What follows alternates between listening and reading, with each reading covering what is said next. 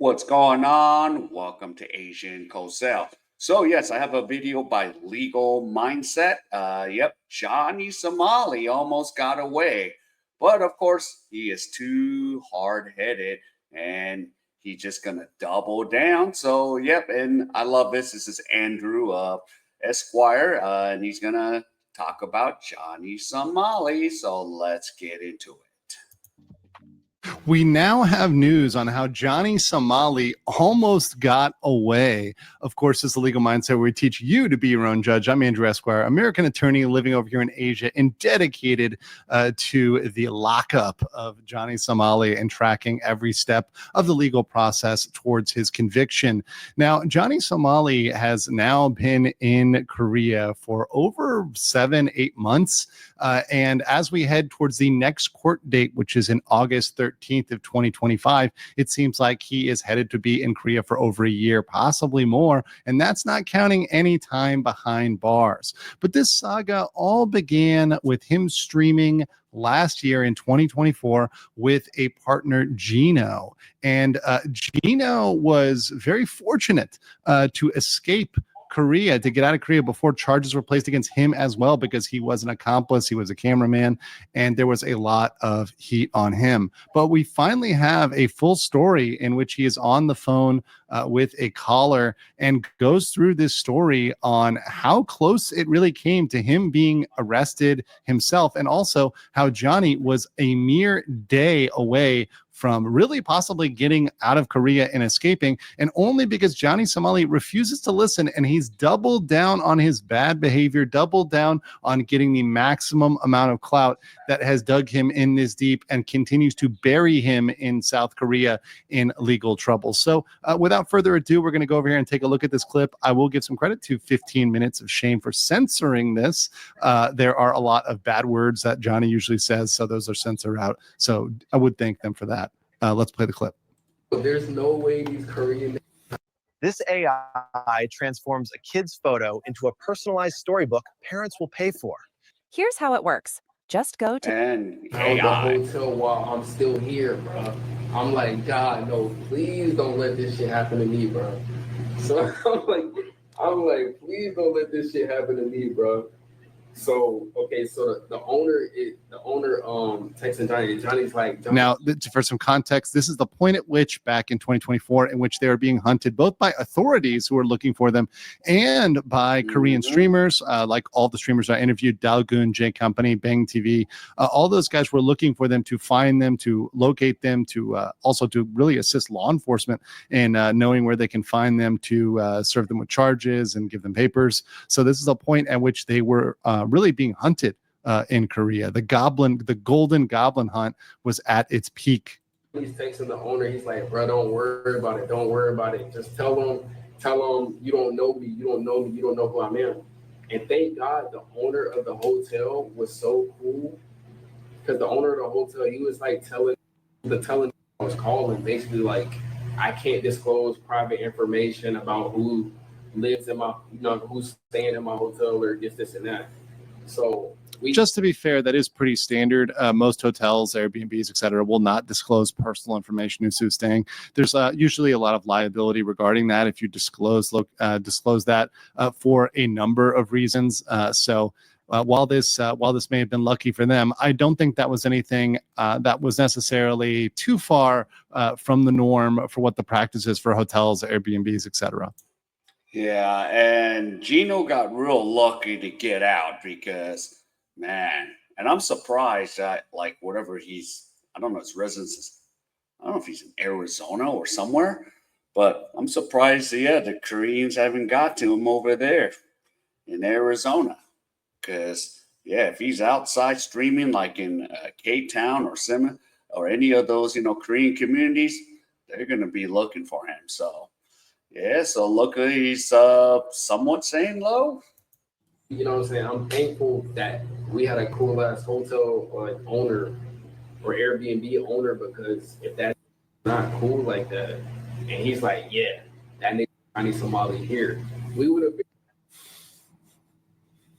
been cooked that night, bro. It was a bit, the Korean nigga running through the mother hotel looking for her ass. So, you know what I'm saying? So that next morning, I hopped straight in a taxi. I went straight to the airport. You know what I'm saying? I had on a mask. I had on a beanie. Couldn't nobody do it. I had on a mask. I had on a beanie. I was not playing that shit. I'm like making it out this bitch. I don't know. Now, to be clear, and this is something I want to bring up here as a good point, the mask and beanie may help you from the general public, but that would not save you from immigration. Korea has an integrated facial scan system. You scan in, scan out, they got your photo. So if he was actually up on charges and had the same travel ban that johhny had, if Jino had that same travel ban, and once again, Jino here was his cameraman, if he had that same ban that johhny had, he would not get past immigration. He would not make it because he's got to take off that beanie, get that facial scan to get out there. They're going to check his ID, and he would not get anywhere. So the mask and the beanie, while they might protect you from the general public, is going to do zero in regards to getting past a national border, particularly in Korea. So yeah, I got on my flight. I left, and then pretty much after that, the day after I left, that's when the Korean johhny hotel. And I told them, sweating in departures, oh my God, was sweating. Yeah, and let me pull back here. That's all the charges we have now. So johhny narrowly avoided, at least now we're up to 7. We started with 1, remember? We started with 1 charge. We're up to 7. He almost got away with it. Almost got away with 7. And once again, we've got a lot of time till August. I fully expect another charge or 2 or 3 to trickle in against johhny. As we go towards August, we have plenty of time for that. He almost got out of all of this time. Isn't that kind of crazy? God, I was sweating in the departure. I was hiding it. Kid you not, I was hiding in the bathroom. I was hiding in the airport bathroom for like 30. As a correction, this was clipped before I updated this. This is actually incorrect. It's actually August 13th at 4 p.m. This was clipped from a little too earlier. Because they see me while I'm waiting for my departure. I kid you not, bro.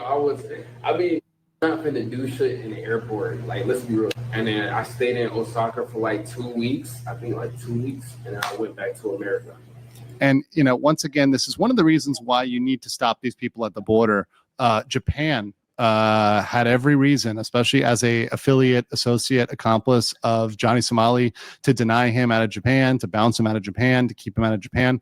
And this is one of the reasons why they need to be stopped at the border before they really commit any of these crimes, because that's really the place to stop the harm to everybody, the harm to natives, whether it's Japan, Korea, Philippines, Thailand, wherever, to keep these nuisance streamers out. Because after you let them in, they've only caused harm to people, harm to property, harm to people, emotional distress to people, harming children, women. These are the things that these people do when they enter countries. And, you've got to bounce them at the border by linking their faces to a file which has their information and saying, we don't want you in our country, which every single country has the sovereignty to do and should exercise, particularly against nuisance streamers, especially against those who are accomplices of convicted criminals like johhny Somali, Ramzi Khalid, Ismail, and his friends, many of which who are, of course, convicted criminals. Yeah, and it's funny because back home in the U.S., they're not going to try to commit these crimes because they know what's up in the U.S. Jino knows what's up in the U.S., but they decide to come out to Asia and become a nuisance streamer and say stuff to, random women or whatever. Yeah, he's going to get what he's coming to him. Even if he's got away, even if Jino's got away, it's going to come back and get him someday, somehow. Hope he's not patrolling out there live streaming in America in Korean communities, because they remember, all the Korean community knows what he did. And yeah, and johhny, yep, he's just gonna double down. So let's see. But the day after I left to Japan, johhny, that's when all the bullshit started happening to johhny. Like, because he flew out the day after me, and that's when they went to the airport and they told him, yeah, bro, you can't fly. Like, you know what I'm saying? you got a drug test or whatever going on, and it came back positive or whatever, you can't block. So this is a narrative is a little bit inaccurate. We've received, I think Gino was going on what was like said at the time, which is inaccurate. We actually have the actual legal documents and the information which said that he was being held. The travel ban, the basis for the travel ban was not only on suspicion of drugs, which ultimately they did not pursue, but was actually for all the other charges, including obstruction, defamation, deep fakes, even national security, the pro North Korea stuff that was on there, national railway law violations. They threw the whole kitchen sink in the travel ban. So until all of the complete criminal investigation is done into johhny Somali, he could not leave. Now, just because they gave him the reason of the drug thing does not mean that was the only reason. We found out based on the later legal documents. Of course, they have no duty to disclose what they're investigating. All they had to say is you have a travel ban. And this is what I said to really everybody about johhny Somali, whether or not he has his passport. Many times he tries to flash that passport and say, I have my passport. The passport does not give you the power to circumvent a travel ban. You can have 20 passports that will not get you out of the country. Yep. It's no better than a piece of toilet paper when it comes to that. So in terms of johhny Somali, it was really because he decided to wait so long in the country, he decided to stay so long and continue to nuisance stream, to really build up that news cycle. And because he became so addicted to it, so addicted to the negative clout and the attention of the media in a negative way, that he got caught, and now he has dug himself in so deep. We'll listen to a little bit at the end here, but just wanted to clarify on the travel ban. So that nigga cook, bro. He was on a no-fly list, and he had to stay there. And that's when all the bullshit. After that happened, y'all pretty much know everything that happened with Johnny, because it was all on Bob. So yeah, that's basically how shit was done. With ABZ, that hates Somali, bro. Anybody that hates Somali automatically is not going to hang out with me. So that's 90% of CX. And of course, both Gino and Johhny have something in common, that they're very sad they can't hang out with their nuisance streamer friends, their pals, Ice Poseidon and crew.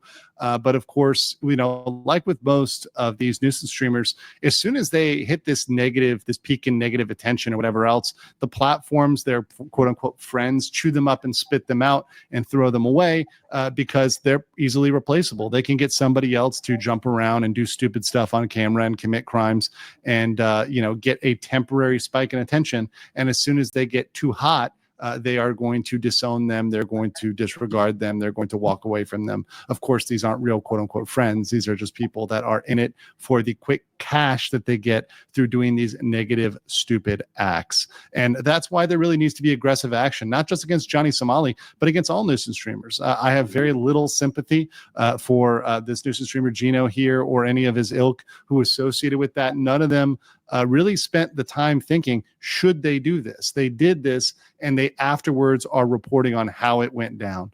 So that's the really story. And you can see how close johhny Somali came, really up to the edge and almost getting away with it.